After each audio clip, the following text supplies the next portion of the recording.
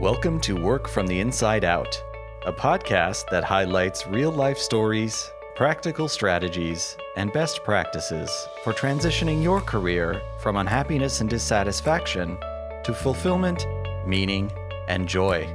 Now here is your host, career and executive coach, Tammy Guler-Loeb. Hey everybody, my guest today is Julie Veitch. Julie is a career life transformation coach who supports those who are stuck in a career they no longer love. She helps them to create a deeply meaningful livelihood that aligns with their passion, purpose, and lifestyle priorities. Welcome, Julie, and thank you for joining us from your home office in British Columbia, Canada. Hello. Thank you for having me, Tammy. It is such a treat to have you here. I was thinking before our interview, I was thinking about the fact that you and I really do a lot of the same kinds of work in the same career space. So it's going to be really interesting to hear about your background and how you came to it, and also what some of your philosophies or approaches are in terms of how you work with people to find work from the inside out. So one thing I know about you is that you said you've had 30 jobs, and I'd love to hear more about that. Okay. Well, I have. Actually, I actually did an inventory at one time. And for the last 20 years, I have worked as a coach, worked as a career practitioner for the government, both, and done some private and public sector contracts. And before that, I had 30 jobs. I worked in the hospitality industry. I worked in the retail industry. I worked in marketing, in promotions, in teaching at local colleges. I worked teaching sailing, teaching skiing. I worked in the insurance industry, and on it goes. And when I say 30, and when I inventoried these jobs, it went way back to when I had my very first job. Which was? My very first job was working as a bilingual call center attendant for Allstate Insurance, calling clients to ask a list of specific questions to then supply that information to the adjusters so that they could, make insurance decisions. And it was by virtue of being bilingual that they hired me, and I was 16 years old when I did that. Wow. Yeah. So you've been working quite a while. I mean, you'd have to be if you've had 30 jobs.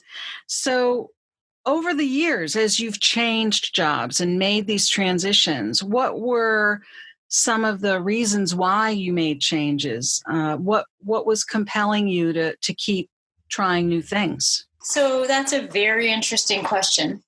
And I'm going to answer it in a sort of a twofold way. And the first thing I want to say is that by virtue of moving from job to job, and a lot of those jobs were seasonal. So by nature, so, there was a necessity to move from one job to another. But by virtue of doing that, I got really, really adept at finding jobs and, showing up in a way that I would be hired and, I would be interviewed and secure the job almost every time. And the better I got at it, the more friends and people in my life would ask me how I did it. And that's kind of how I first got started in the career coaching world, because I started to share all that I was learning and how I was actually securing these jobs. So that's one piece of it. The other piece, in answer to your question, is that I grew up in a household where my father despised his work. Oh.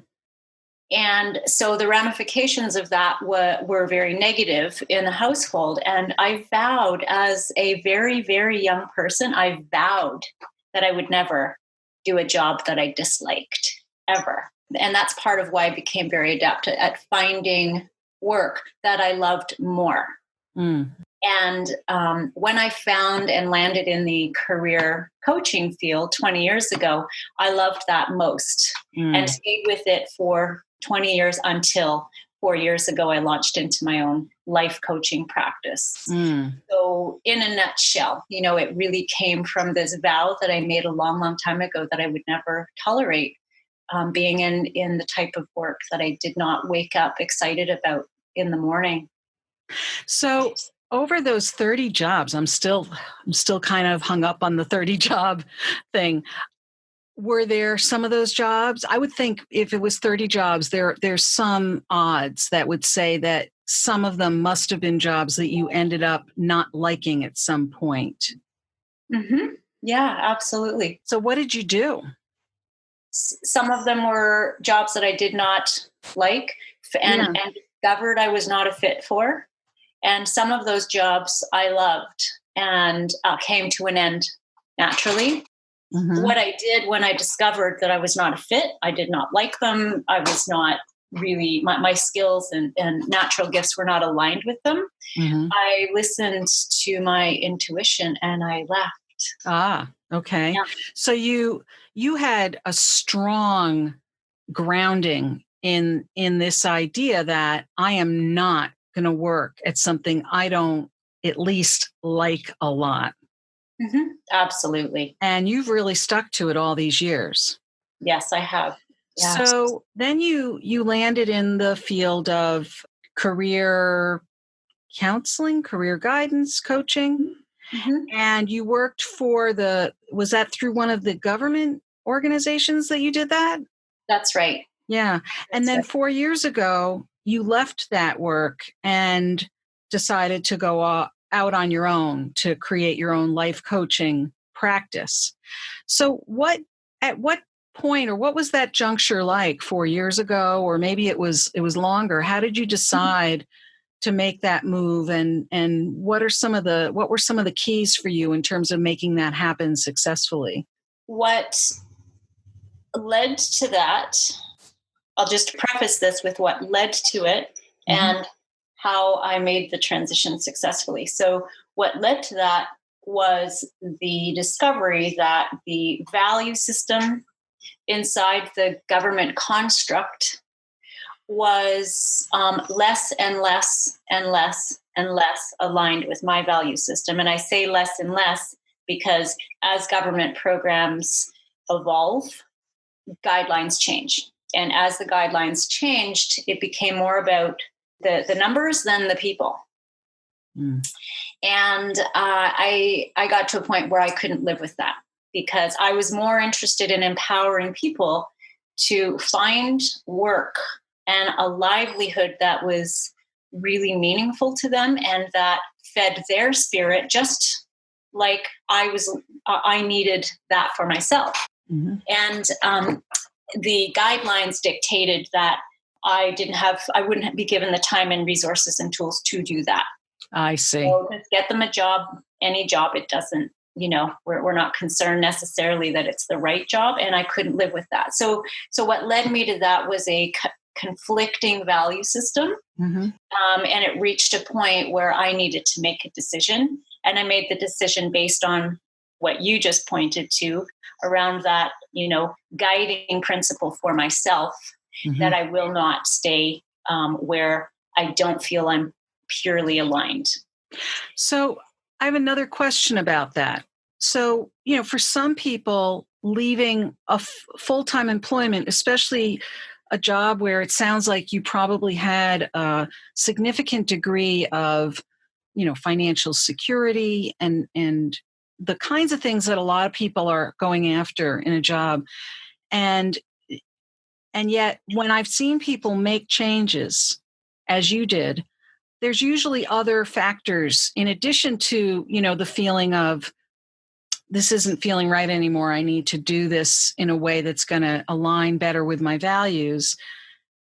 Were there other people or other factors that you had to take into account as you made these changes? Did you require their support? What other factors were in the mix for you? The other factor is that the prevailing factor that was in the mix is I was a, parent, wife, and householder that needed to maintain a certain level of income, for sure, not unlike most people in our culture today. And I had I had a very supportive husband, and also I had kids who had grown up knowing that change was okay. And so in the context of parenting, and at the time, I had 2 teenagers at home. And when I discovered that I needed to make a change, it was not cold turkey. And therefore, and it was not cold turkey because I knew that I needed to, take those considerations to heart. And so my transition was gradual. As soon as I identified my vision for my next career, that's when I started to take incremental steps toward it. And those incremental steps included things like, taking coach training to become a certified professional coactive coach. They included taking on one-on-one clients on the side and juggling my job along with my side coaching business for 3 years. I did that.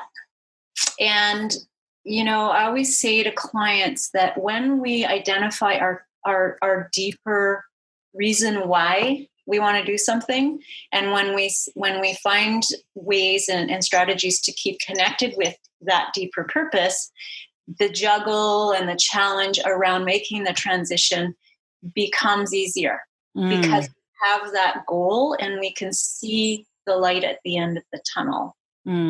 So the process became about, making the transition, knowing and believing that I would get there, but not doing it cold turkey because I had a family. And I work with clients who are very physically sick and who have to leave, right? I had the luxury of having my health and having the ability to create something while I was working. Not everybody has that luxury.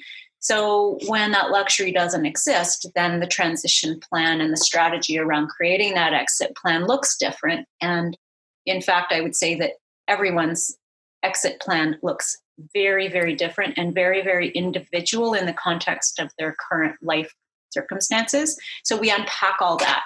Right. But that was my circumstance. Yeah, that's very helpful to hear about, I think, because when some people, I think, are in the throes of feeling that discomfort or that lack of alignment with their values in their current role, or perhaps they're unemployed and they've been searching for a while and they're feeling maybe some hopelessness. It's easy to think, oh, you're just going from one thing to the next. Well, what you just described is there were a lot of things that had to happen in between to really position yourself in a way that you were really going to be able to make this happen. Also in a way that aligned with your values, because there were other values you were honoring along the way, your values for taking care of your family, making sure that the people in your life were on board and both, offering you positive energy for doing this, but also you giving that back to them in the process. And what a wonderful way to show your children how someone does go about making a change and how that continued as you've, encouraged them to be okay with making change. So that's really helpful to hear. What would you say are some of the key things you've learned or any surprises along that way? I would say that, oh my gosh, where would I start with the key things I've learned? Because I've learned so much and I continue to learn so much.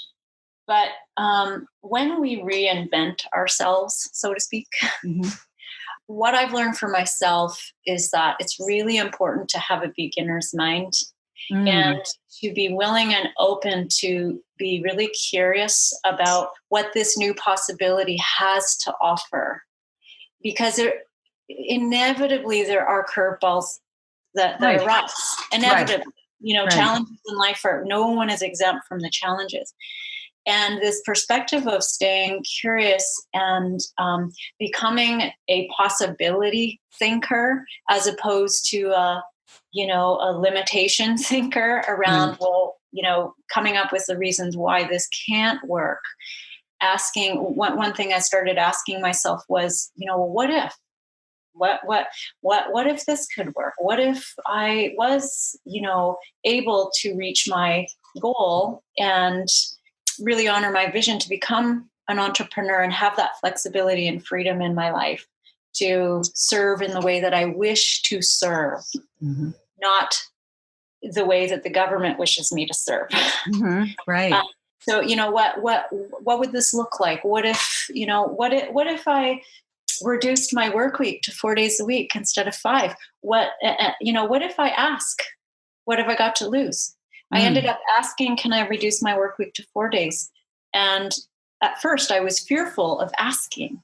What were you fearful of? I was fearful that the answer would be no, that it would be rejected. And then I would be put in a position where I'd have to make a really hard decision, or I would be put in a position where I'm, at war with what I really, what I want internally and what I'm actually doing on the outside world. So the answer was yes. And then a year later, I approached them again and I said, I need to reduce my work week to a 3-day work week.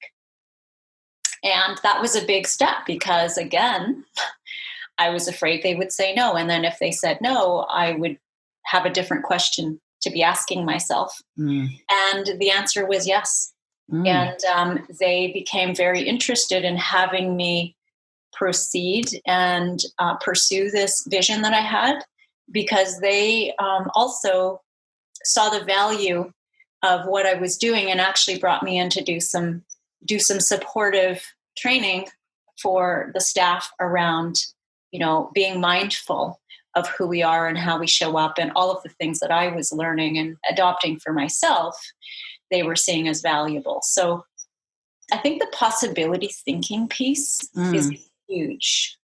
And that's where I have noticed that most of the people that I have worked with over the years, over the years, it's been thousands of people, but over the last 4 years, my private clients that I've worked intensively with, I've noticed that there's a way that, the fear and the emotional blocks are the biggest deterrent to actually making a step and a move forward. And that's where I really, that's my wheelhouse. That's where I really, really love diving deeper with clients to really, peel those layers, acknowledge what those blocks are, have a look at the fears, and shift into a new, more empowering perspective that prevails over the fear. And from that, taking action from that is much more effective and inspiring than, coming from a desperate, fearful place.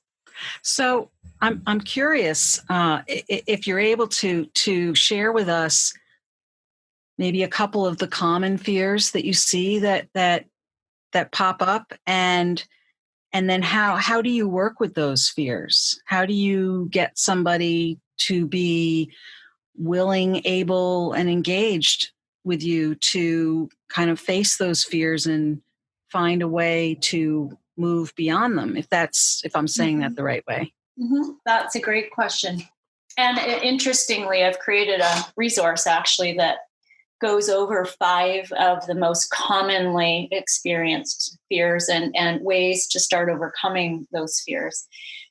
And I'm happy to make that available as well. But yeah, we can add that in the show notes. Yeah, for sure. So, there are one of the common fears that they're also relevant, but one of them is I don't know what else I would do. I have no idea what else can I do. This labor market doesn't have anything here for me. This, I don't even know what I'm good at. I don't even, I've become so narrowly focused in what I do that I don't know what else I could do. And one way to overcome that is, start by starting to identify what those gifts and innate talents are, and, start by connecting back to your passion. And, and people will ask, that's ridiculous to think you could turn a passion into a paycheck. And I've heard that before. I bet you have. And what I've discovered, and what I support people around is, to understand that what may seemingly be unrelated is actually has a correlation. So here's what I mean by that. When we tap into our passion, we are opening up the energy channel of our creativity. So if we're passionate about, writing, what we're doing is we're activating our creativity and our creative energy. And one of the things that I didn't mention was over those 20 years, as I was working as a career practitioner, I was also on a very intensive spiritual journey, working with a Swami for 14 years privately. And one of the things that I've learned, and this was a yogic path, is that in yoga, Shakti energy is your creative energy, is your life force. So all that to say that when we connect to our life force, which is through creativity, we open the channels of inspiration. That's when the ideas come up. That's when the insights arise. That's when the intuition, shows its flashes of brilliance to us. And that's how it's related, is if we engage in something we're really passionate about, we're opening up the channels to see what else we could do. So in answer to the question, well, what else can I do? It's not a straight line answer. And people are blown away when they start to really look at what they're passionate about and give credence and attention to their passion. What starts to arise in terms of, I have a client that I am working with at the moment who had an idea about 15 years ago. It was a secret dream. And she put it away. She put it away on a shelf somewhere, and she had not thought about it for 15 years. And through our work together, she had the insight of, this idea that arose once again. And she's now currently pursuing this, and you should see all the opportunities that are coming her way to actually create something from this secret dream. I think we need to unlock those secret dreams and passions that live inside of us. They're just long forgotten. I could go on about that forever. So that's one main fear, is to circle back to your question. What we're most afraid of. People are often most afraid of. Another fear is that financially, I just can't do it. There's a financial fear there. There's a fear of losing the security or the perceived security. And so there are two sides to that fear. And one is the emotional mindset of lack. And we, working on that, shifting the perspective around money and receiving money in exchange for our gifts and for what we have to offer in our work is one side of it. But the other more practical side is to do something that helps to soothe the fear around how much you actually really need in terms of your income in order to meet your financial needs. And oftentimes it's not as much as you think. And going back to when we identify the secret dream and when we give ourselves permission to even have that dream and activate it, we become more and more discerning around where we want to put our money that is coming in. And we also become more resourceful around earning money and generating money and other ways that we could potentially generate money in order to poise ourselves in a way that will facilitate us paying attention and giving attention to our dream. So there's lots of really creative ways to look at money and finances. And practically speaking, having a look at what's coming in, having a look at the bottom line financial needs, and then creating a potentially, longer term, or, setting goals around, let's say, 6 months or a year, to say, okay, I'm going to exit within 6 months. I'm going to exit within a year. And I'm going to put X number of dollars aside toward my dream in order to be able to make that exit and have create a buffer, so that when I exit, I have this buffer to get myself going. So there's lots of creative ways to really tend to that fear. Yeah, those are great ideas. And I like the blending of how you're talking about, reaching deep inside and fulfilling. Maybe it's a secret dream we've had, or something else tying into our passions, but also, being able to have that conversation about money and sort of the more practical, pragmatic side of the picture, or how some people might see it as such, and kind of a planful approach. We're not talking about that someone comes in to see you once or twice and boom, they're on their way to their dream. And your example is a perfect example of that. I'm curious, along your own journey or the journey of some of your clients, are there any particular resources like books or other resources that you've used or that you recommend people use as they're embarking on a transition? Yeah, oh my goodness, there's so many great resources and really, really smart people who have written books. Books like The Big Leap by Day Hendricks. And what he talks about is how we want to be successful in a certain area of our life, and how we sabotage our own success and keep ourselves from moving forward. That's a really great read. The Do What You Love, The Money Will Follow was an original that I read 20 years ago around, really lining up with your passion and starting to see the evidence that, you can actually receive income by giving, your gifts. There's so many self-help books. And I think that books in the self-help field, that there's one that I really, really love, and it's called Money, A Love Story. And it's by Kate Northrup, Christine Northrup's daughter. Christine Northrup is I believe she is a medical doctor, spiritual teacher, leader. Many, many people know her. And it's about our relationship with money, because money, and she talks about money being an exchange of energy, and money as a representation of our value. And, what is our value in the world? And because work and career is an expression of our deeper purpose, can be, and an expression of our value, how do we come to terms with making decisions that we are going to honor our value? And how do we build a relationship with money? Because we need money I need money in order to do what I do. I need to earn money in order to offer my gifts. You need to earn money in order to support more and more people and reach more broadly, as you said, to the masses. And how do we build a healthier relationship around, and it's a love story. She calls it a love story because it really is a story about ourselves, and our money stories and our money blocks will get in the way of anything. So that's a real powerful resource that I refer to and use and offer up. That's great. Wonderful. Thank you.